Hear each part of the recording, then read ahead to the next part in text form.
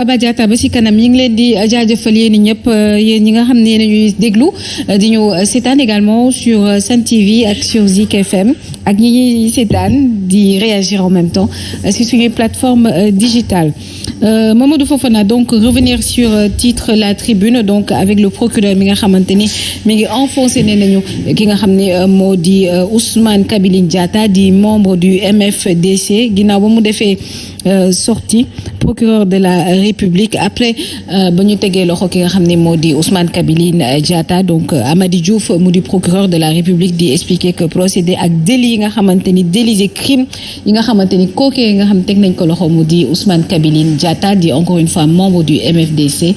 daal day def ban analyse nga ci am. waaw ce sera à deux niveaux benn bi ce sera dans la forme d'abord parce que xaj na ne moom bi mooy génnem bu njëkk mais ci kaw communication bu mu doon def je l'ai trouvé hésitant. Le procureur. oui li mu doon gàtt dafa bëri lu mu doon buté dafa bëri donc li nga xam ne moom la waroon gën a travailler par rapport ak sorteem bu njëkk moo di ne au moins wax bi mu mën a dëgër am rigueur dans les propos de telle sorte que tey ñu ci bëri dinañ ci mën a bàyyi xel mais xam nga boo tàmbalee d'abord nga tàmbalee tubaab di gàtt lu bëri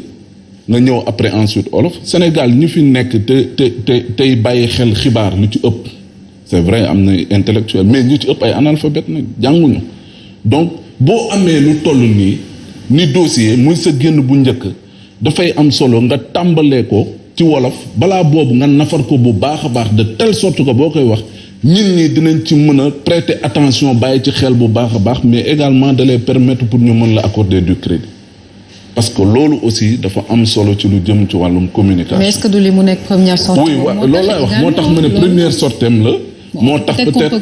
oui loolu ça peut se comprendre mais nekk na loo xam ne beneen yoon bu fekkee ne am na dossier boo xam te ne nii bu toll nii la surtout jëm ci wàllum ñi nga tuddee rebelle la nga ne MFDC la bokk wax jaar-jaaram ak yooyu yëpp jàpp na ne c'est un élément dangereux tey booy jàkkaarloog askan wi di wax ak ñoom am na matukaay yoo xam te ne nii da nga ko war a jël bu baax a baax maintenant dans le fond ce qu'il dit c'est très grave parce que bu fekkee ne tey nee na kat diw de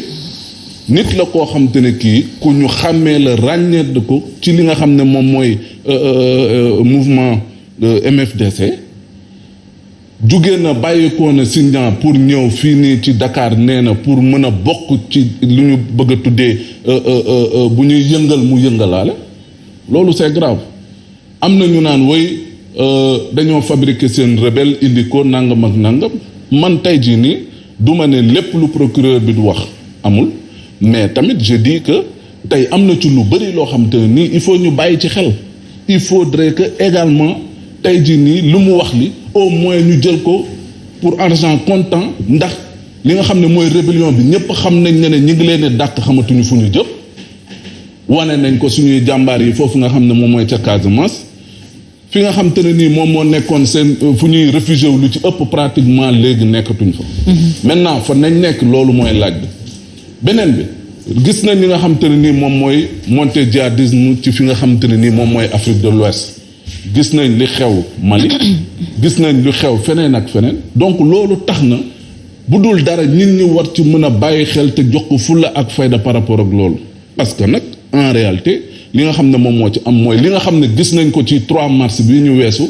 Auchan bu nekk fii nii c'est pas pour faire de la publicité bu Ouest Foire nit ku génn pistolem tiré donc loolu yëpp dafa nekk loo xam te ne nii lu ñu mat a bàyyi xel la lu ñu war a mën a bàyyi accorder du crédit. Très bien Birahim Diadji Touré peut-être ñu revenir encore une fois ci manifestation bi nga xamante ni moom la Yewwi nar a amal donc le 15 juin si je ne me trompe demain le 17 si je ne me trompe 17 excusez-moi encore une fois la manifestation de Yewwi bi nga xamante ni moom la ñu interdit mais Yewwi taxaw na temm ne da koy def alors que les manifestations sont autorisées selon la loi de manière pacifique parce que dernièrement def nañu manifestation sans tambour ni trompette kenn gaañu ci kenn amu ci it naqar bu ñu oui je reviendrai peut-être sur le propos je vais utiliser peut-être le propos de Fofana. 2 grilles d'analyse lay doon. 2 grilles d'analyse le propos de Siré Sy. bu njëkk bi mooy ils ont tenu une manifestation il y a une semaine autorisée encadrée sans anicroche amul coow amul dara. ñu ne suba dañuy bëgg a defaat manifestation il avait annoncé déjà la semaine passée ñu ne leen bi yoon duñ leen ko permettre dañ leen koy tere. J'ai entendu hier j'ai suivi la conférence des leaders de Yewwi Askan Wi Wallu li ñu wax mooy amul tey ci lu soxal mbirub sañ-sañ boo xamee ni may nañ ko kii di préfet ngir mu dàq boobu les manifestations te effectivement j'ai suivi ailleurs aussi et j'ai vu un peu ci lu soxal mbirub yoon lu mu wax quand on interdit une manifestation dafa am ñaar yoo xam ne da nga koy teg yoo xamee ni tu ne peux pas les dissocier. Mais quand on dit il y a trouble à l'ordre public, je ne parle pas des motivations ou des motifs plutôt du trouble ou des supposés troubles à l'ordre public, mais dañ la naan bu dee trouble à l'ordre public njort nañu ko li waral ñu njort ne trouble à l'ordre public bi dina xaw a jafe ci ñun mooy amuñu suffisamment de forces de l'ordre, de forces de défense et de sécurité, mais de forces de l'ordre dans le cas d'espèce pour mën a assurer nu ñu koy waxee la police entre guillemets de la manifestation ci lu soxal mbirub aar ko ba nga xamee ni kenn du ci loru. benn ñaareel ba c'est une sortie qui vient après ou qui est précédée ou qui est suivie plutôt de celle du procureur de la République qui dit que am na ci manifestation ba weesu ñu façon yéene dugg ci boobu les manifestations ngir indi giraawali ci réewum Sénégal. Croire ou ne pas croire là est la question loolu beneen débat la ku nekk ak ni nga koy xalaatee nu mu ko waxee am na ñoo xam ne jàpp nañu li mu wax logique la am na ñoo xam ne jàpp nañu li mu wax logiqueul c'est une question de guerre de nu ñu koy d'opinion muy ci côté pouvoir puisque le procureur il faut le rappeler c'est quand même le ministère public il est mandaté par le ministre de la justice pour le compte des Sénégalais il instruit à charge comme à décharge souvent on dit dafay instruire